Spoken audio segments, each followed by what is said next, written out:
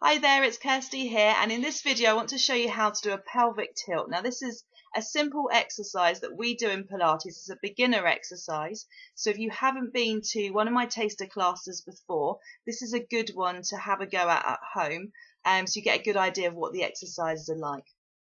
Now the pelvic tilt is it's a mobility exercise through your spine, so it's really getting as much movement through your spine as possible with this exercise, but also it's strengthening your postural muscles around your waist, your core muscles, and you'll also feel this through your bottom and also down through the back of your thighs as well. So there's lots of strengthening of muscles involved, as well as the mobility and movement through your spine.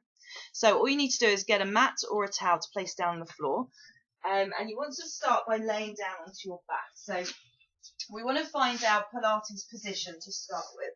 And once you're laying down onto your back, you want your knees bent and you want your feet to be about a hip width apart. So it's just a small gap so that your hips, your knees and your ankles are all in line with each other. And there should only be a little gap in between your knees as well. So almost imagine you can even put a cushion in between your knees if you want to, just to keep that distance the whole time. And then whilst we're here as well, we're just going to rock your hips from side to side just to find our neutral position so your weight is nice and central through your pelvis. And then just wriggle your shoulders down and then lengthen up through your neck. So you're in a nice long position to start with.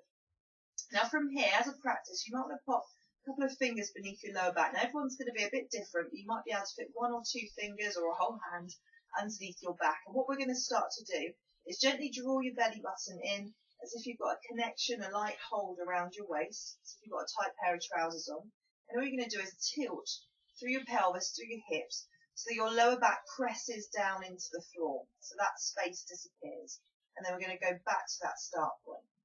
So we'll do the same again. So you're going to tilt through your pelvis, pressing your lower back down into the floor, and then we'll reach back down again. So as we do this, think about drawing your belly button in, tilting through your hips, a little squeeze on your bottom muscles, and then we come back down again.